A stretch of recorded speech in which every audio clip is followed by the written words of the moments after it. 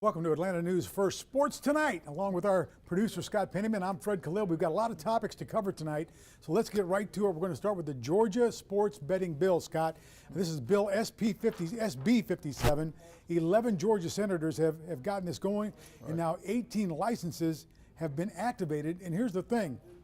Liquor licenses, okay, can have sports betting kiosks. So if you have a liquor store, you can have a betting kiosk. And my opinion on that is, I don't like that because, you're going to have some guy go get hammered and lose his money. How you think they built Las Vegas, right? Yeah, look, I think it's about time. We're here, it's pretty much gambling is so much of a big part of sports in our world today. I just think it's time. It's time to start, get it here in Georgia. I know a lot of folks back in Ohio, once they started gambling there, doing sports gambling with FanDuel and everything just went crazy.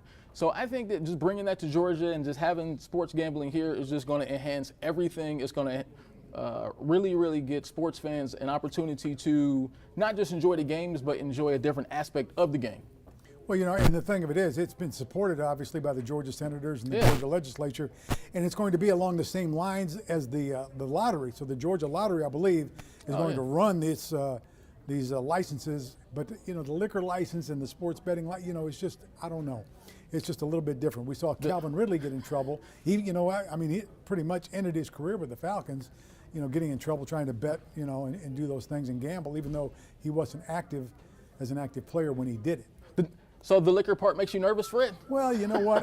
How do you think they built Las Vegas, man? Okay, all those hotels are real nice, and they're giving you free drinks all night long. Well, I, for one, have never had a sip of alcohol in my life. Okay. So the liquor aspect really doesn't do a whole lot to me. But I just feel that it's just so much fun when it comes to just be able to be gambling sports. You just get so much better interest when you have gambling as a part of sports. And look, it's 2023. I just think it's time. It's time to do this overall, no matter how they do it. Maybe you won't agree with all the different twists and turns they put on it, but I just think we're at a point now where it's just time. Let's do it. Whatever it takes, let's get it done. Well, here's the thing, too. If it is done in association with the Georgia Lottery, hopefully some of that money then will go to keep the Hope Scholarship alive, because that's been a huge thing, and the Georgia Lottery has funded the Hope Scholarship and has helped so many students across the state. So maybe that would help and push it a little bit. Anytime you can help students, anytime it can be put towards a scholarship and be able to help people and just help anyone, I think it's a good idea. I think it's a great idea. That just, as a matter of fact, the fact that you mentioned that, to me, in my mind, just makes it an even better idea. Let's do it. Okay, so now here's our next topic. Should the Hawks be buyers, sellers, or stand pat right now? Their starting five is solid, but the bench leaves a lot to be desired, okay? Yeah. They're 26 and 26 right now. Other than a Kongwu, who's been really good, they really don't have anybody off the bench. They traded 2 first-round picks to get DeJounte Murray. So, what do you do? The Hawks are just somewhat of a confusing team to me, Fred, just because they're 26 and 26, right? Isn't that what you said the record is? At 26 and 26, it just seems like when they got DeJounte Murray, that was going to make this team so much better, right? And now it just kind of seems like they've just fallen into some mediocrity. It seems like this team should be so much better. Just a couple years ago, they were in the Eastern Conference Finals, and then you add DeJounte Murray to what they have. I don't know what's really missing from this team. I don't really know. Is it coaching? Is it just, are the pieces and parts just not cohesive? I don't know, but it just seems like something just isn't working right night in and night out for this team. Nate McMillan, maybe? I don't know. Well, Nate McMillan, of course, was the one that came in and got him to the conference final. So, yeah. And always in professional sports, it always seems to fall on the coach first, regardless of what happens.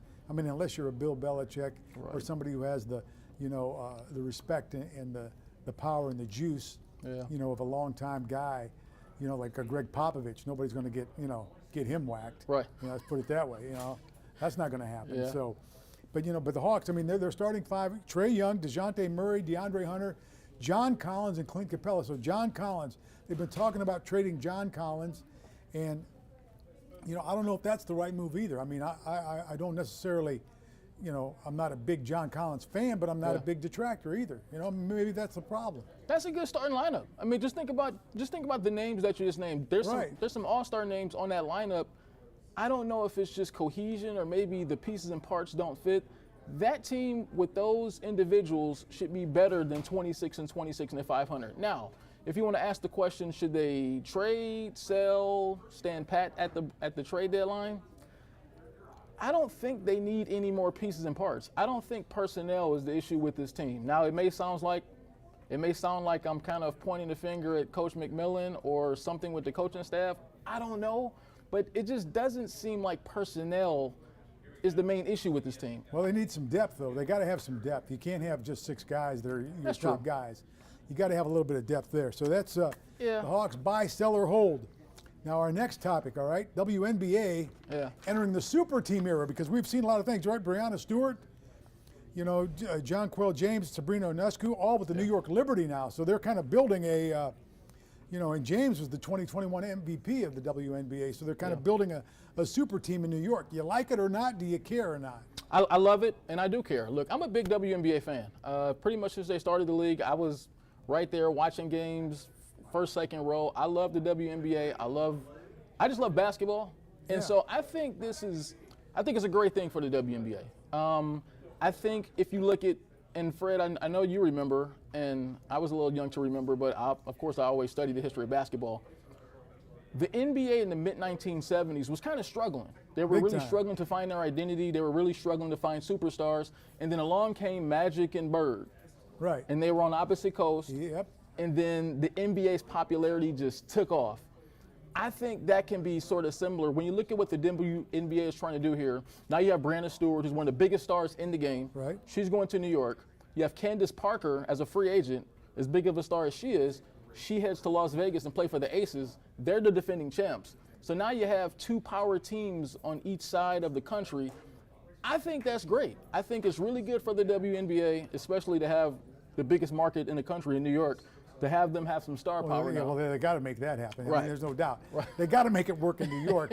But yeah, they do have plenty of star power. And so, you know, Kevin Durant tweeted, "Hey man, don't call me for tickets, right? Because they gone," is what Kevin Durant said. So it is going to be, you know, and it's basketball really in its purest form, you know, because it's a lot of below the rim basketball. So the fundamentals are big. The fundamentals are key in the WNBA. And what's always key, I don't care what the league, whether it's the WNBA, NBA, NFL, is star power.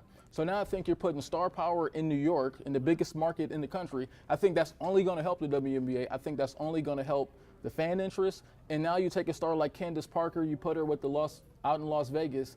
I just think that's setting up for it to be maybe I guess not necessarily a coastal clash, because you have East and West, but a big East and West clash. And I think it's just really good to have a lot of star power. Just think about it.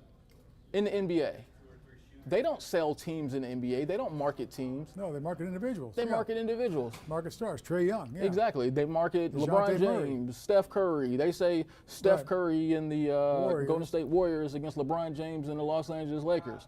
So I think if the WNBA can get closer to that NBA model, I really think that they may have something here. I think they may have something here pretty soon. Well, here, you know, the Las Vegas Aces, they're owned by the same owner as the Raiders, Mark Davis. Oh, yeah. So, you know, he's got money, he's got backing, you know, and the Raiders are, you know, in another new home in Las Vegas. And, of course, they have all the facilities and stadium and everything they need. And Mark Davis, the only thing Mark Davis needs is a new haircut.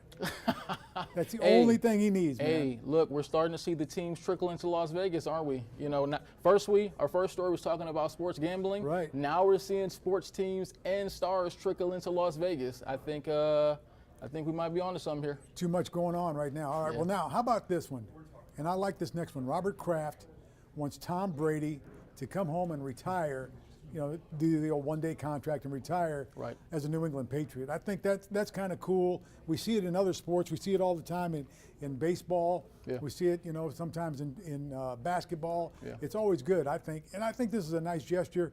You know, Robert Kraft and Tom Brady should sign the one-day contract and retire as a New England Patriot. What do you think? For certain. I mean, we're not only talking about the greatest quarterback to ever play the game. We're probably talking about the greatest football player to ever play the game. So to me, it's a no-brainer. I mean, you have to be able to bring Tom Brady back. I don't care what kind of relationship he had with Bill Belichick and everything. This is the greatest player in the history of your organization, the greatest player in the history of football. it needs to be a proper ceremony. I know we all thought it was taking place last year when Brady was when Brady was out, and he came back for this year. And look, I was all for him coming back just for the simple fact that you have to, when you get to that age, you don't want to leave with any regrets. No. He wanted to walk. Yeah, you got to give it a shot, and he wanted to walk away knowing that he totally emptied the tank. He went to Tampa, won a Super Bowl, lived out everything he wanted to live out. Now I think it's time for New England and the NFL to give him his proper goodbye. And I think that this is an excellent gesture by Bob Kraft, but I don't expect anything less from Bob Kraft because he's been one of the top-notch class owners. And yeah, I mean, that's how you get all those trophies, baby, you know? Players love playing for him. They're going to do the right thing here. I think they should do the right thing, and I'm excited to see Tom Brady sign that one-day contract and eventually get his, get his flowers. Okay, now listen to this now, okay? The NFC South, with Brady leaving, man, that's got to be wide open now because the only quarterback on Tampa Bay's roster right now is Kyle Trask. Yeah, so, that's not going to get it done, is it? No, I mean, the Panthers need to draft a quarterback, right? Yeah. So you've got, Desmond Ridder here, and so it's going to be interesting to see. NFC South is kind of wide open right now. Now, I guess let me ask you, Fred, yeah. What do you think? What do you think is the future of the quarterback position with the Falcons? And I asked that for a reason. Do you think it's Desmond Ridder? Well, I think Desmond Ridder is going to get a shot to be the future. I mean, I don't know if they're going to have a quick trigger, and pull him right away. I don't know if they're going to do that, but I think that they'd like to develop him and like him to be the guy here. I think he'd be huge if he made it here. I guess I only mention that because there's a guy up in Baltimore right now who's kind of reminds me of a quarterback that was here for some years. Right-handed, is that what you mean? A right-handed version, yeah. It was a guy who ran the ball pretty well for the Falcons for many years. There's a guy up in Baltimore right now who plays a lot like him. He's also having a contract dispute with the Baltimore Ravens. They could trade him this summer. They could trade him this offseason. So you think the Baltimore Ravens should trade Lamar Jackson to the Atlanta Falcons? Quit beating around the bush and going on. All right, don't take the long way around. Just go ahead and say what you're going to say. I'm just saying, Fred, look, the Falcons have I think right now, go ahead. Well, here's the thing, though. Everybody says, we'll trade for Lamar Jackson. Yeah. Well, it's not going to, the Ravens are going to go, oh, here's Lamar. Here's Lamar on a silver platter. Go ahead. True. That's so true. I just feel like right now they're in a position where, let's be honest, that Deshaun Watson contract just totally messed up everything for the NFL. It messed up everything for owners. They gave him $230 million guaranteed. That one of the owners that was outspoken of that was Stephen Bisciotti, the owner of the Baltimore Ravens. He was outspokenly not happy with Watson getting that $230 million guaranteed. I'm sure Lamar Jackson paid attention to the $230 million guaranteed. Yeah, of course he did, yeah. He's a league MVP. He probably told them, hey, you know what? Guys, I'm not going to ask for $1 over $236 million. Right, exactly, right? What's fair is fair, right? I'm the best, so I should get the most. Right. There's no doubt about it. But, I mean, you got to have somebody that's willing to, it's a free market. So, you got to have somebody that's willing to pay it. I think if I'm the Atlanta Falcons right now, if I'm Fontenot and Arthur Smith, I'm thinking like, look, this is their third season. This is their third season right now. Right. This is going to be their third season. Yeah, coming up. I got you. You kind of have to make the playoffs, right? I mean, we've seen it time and time again in the NFL. You get one season to miss the playoffs. You can get two. I don't know if they're going to give you three. Yeah, I mean, that's it, especially with what Arthur Blank has done. I mean, he opens the checkbook and he gets you anything you need. Right. I mean, as an employer, you get all the tools you need to succeed. Mm-hmm. You better succeed. Exactly. In my book, because, and Arthur Blank has always done that. One of the great class owners in football. So I just feel like if an owner is giving you everything you need to succeed, I think the expectation is that you win in year 3 of a program, with those guys together. And I think that what they're really, I don't know. As I was watching this team the entire season, I feel like what they're missing is a quarterback, right? Yeah. I mean, generally when you lose in the NFL, it's because you don't have somebody at that position week by week that you can depend on. But have we seen enough of Desmond Ridder? Have we seen enough of Desmond Ridder? Has the sample been big enough to make it, work?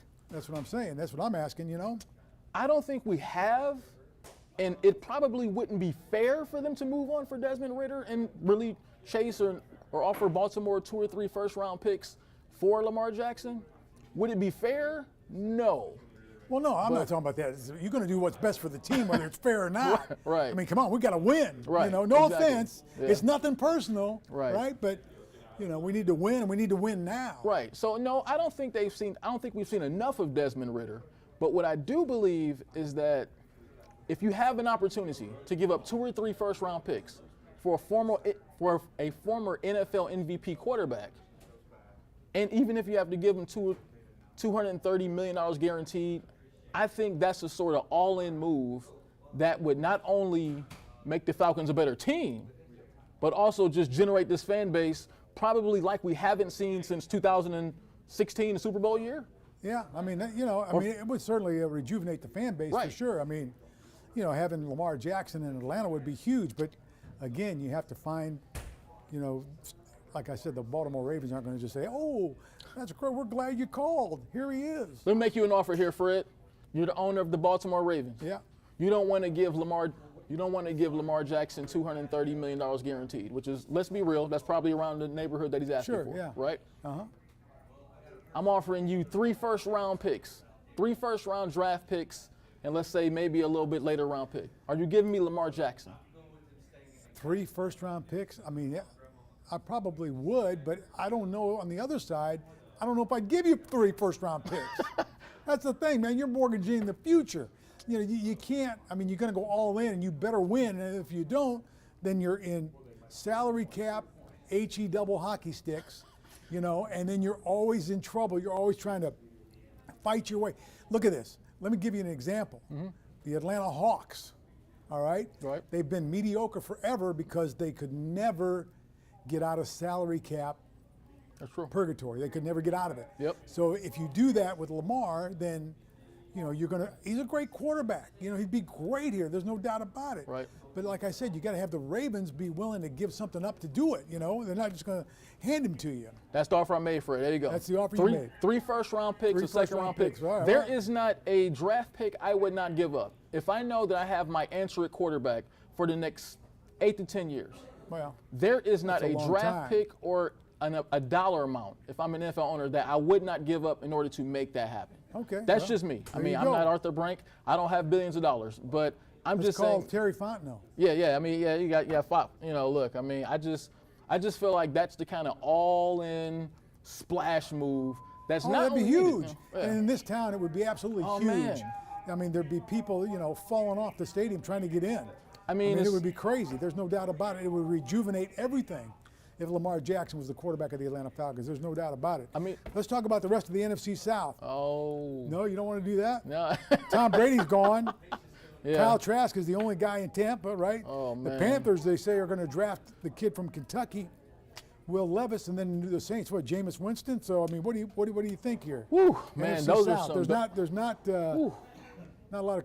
That's why, you know, Desmond Ridder is, you know, I think he's in the NFC South. He looks pretty good to me. Fred. But like you said, you know, you might want to upgrade it. You might want to do that. Fred, that has to be perhaps the worst collection of quarterbacks in the division that I think I've ever heard in my entire life. You think so? NFC Oh, South, man. huh? Well, yeah, it is pretty bad.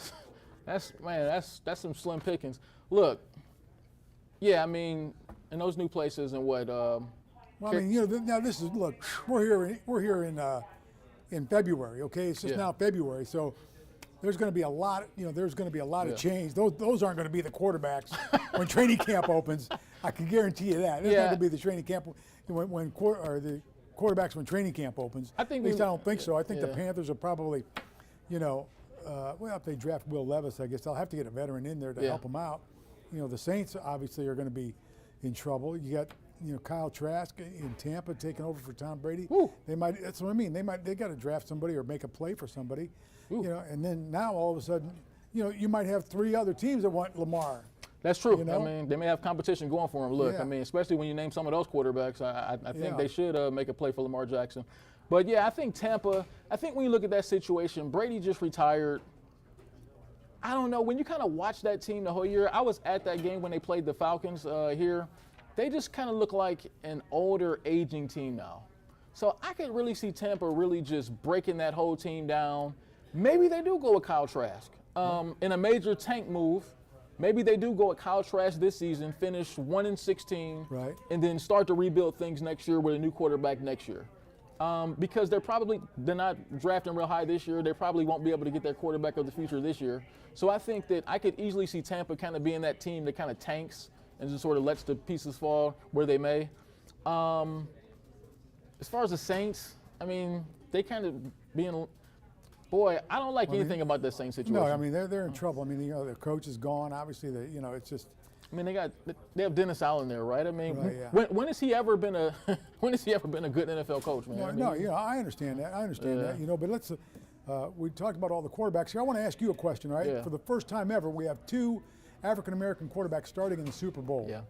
So help us understand the meaning of that and just what it means to have that in the Super Bowl. Oh, it means so much, man. Look, I mean, just growing up, obviously growing up black myself, and I grew up watching guys like Warren Moon, Randall Cunningham, and neither one of those guys ever got to a Super Bowl. So Right. just to be able to see, just to come to a point, I mean, just think about the history of football, right? I mean, the black quarterback, they said so many different things about them. I mean, maybe they're not smart enough to play quarterback. They don't have the intelligence to play quarterback. They can't run. They can't be great leaders of men and run an NFL franchise. So to be able to see not just one, but 2 quarterbacks playing in the Super Bowl who just happen to be black, man, I mean, this is just, for little kids all around the country, for little kids, for Right. high schoolers playing the quarterback position who I are can black. play quarterback now. I can play quarterback. Yeah, I mean, yeah, that's, man. Doug Williams was the Super Bowl MVP. He was the first one. Right. That was in Super Bowl 22, way back when with the Washington Redskins. Right. And of course, you think of the old owner of the Tampa Bay Buccaneers that drafted, Yes. Doug Williams way back when and did that, and how Yeah. controversial that was, and what a good move that turned out to be. And you've got Doug Williams. It was so funny because I got to know Doug a little bit. Oh, man. He was here at Morehouse for a little bit, and I got to know him. And I got to know him out in Arizona when he played Let me tell you, Fred. in the USFL. But Doug Williams, you know what Doug Williams told me one time? What is that? He said, "You know what? I was never a black quarterback until I got to the NFL. Yeah, I was always just a quarterback." that's true. Because I got to the NFL, now I'm a black quarterback. Look, I thought that was very interesting. I mean, that was very telling man. to me. I mean, that was one of the great things that I've heard. That was pretty incredible. that's just so special, and I love it that you brought up Doug Williams winning the Super Bowl, because that was actually the first memory. That was the first Super Bowl as a kid that I sat down and I watched, where as far as just sit down, all cool, the Super Bowl is on, and so I sat down and it was Doug Williams against the Denver Broncos. Yeah. In that Super Bowl, and they just totally blew the Broncos out. The Redskins, they're the Redskins at that time, set so many Washington records Redskins, on offense, and I had an opportunity to watch Doug Williams win a Super Bowl. Yeah. And you know what that did for me? I mean, that made me go outside, man. I went outside later that day, and Threw I'm the throwing football. the football around, man. I'm like, I could play quarterback because I see someone who looks like me who got it done in the Super Bowl. So just to know that you have 2 of them going to the Super Bowl this year, both those 2 guys have had, just kind of drastically different roads to get to this point. Right. But to see those guys face off and be able to square off in a Super Bowl does so much, man. It does so much for not just blacks, but just for the world in general, man. I tell you, I got to say, Jalen Hurts, I've kind of been a Jalen Hurts fan since I watched him in college. Oh, yeah. Because he went through a lot, man. He was replaced. Yeah. He was pulled. And there was a situation where, if you recall, Nick Saban had to put him back in the game. Yes, sir. And he saved him. Yeah. And they won the game. I mean, that was huge. And, Nick saying, I can't say enough about this young man and what he's meant to this program. And, and everybody doubted him here. And he turns it on, and look what he's done here. And I don't know, I've always been, since that point, I've kind of been a Jalen Hurts fan. So Jalen Hurts has done nothing but win, no matter where he's been. Exactly, wherever he's been, right. And when he was replaced, he took it like a man and worked his way back in. Exactly. And took his shot. Yeah, I mean, at Alabama, he led them to a playoff. He went to Oklahoma. Right. Remember his last year before he came to the NFL, led them to a playoff. Right. And now he's playing in the Super Bowl. Jalen Hurts does nothing but just win. That's it. So once again, it's nothing to just see him in this moment with Patrick Mahomes competing in the Super Bowl, because this is what Jalen Hurts does. He wins. He does. Anything else on your mind tonight? Oh man, just I'm just looking forward to everything. Just night in, night out. It's really interesting when you mention those NFC South quarterbacks again, man. Right, yeah. That was perhaps the most disappointing list you've ever. It really was, wasn't it? I mean, you look at that. I mean, now don't put Des on that one though. I mean, because I like Desmond Ridder. I got you. The guy won a lot in college too. Yeah. I mean, let's give him his credit. Yeah. I know it was college. He led Cincinnati to the playoff. How about that? The University of Cincinnati. I used to live there. That's true. For UC to get in the playoff, that was huge. It was. I like Desmond Ridder. Yeah. But yeah, the other guys are, yeah. Well, they're wrapping us up, Fred. Okay, they're wrapping us up. It's been another great show here on Atlanta News First Plus Sports Tonight. Join us tomorrow and every night at 6:30. Take care. Hey, join us tonight on the news too, okay?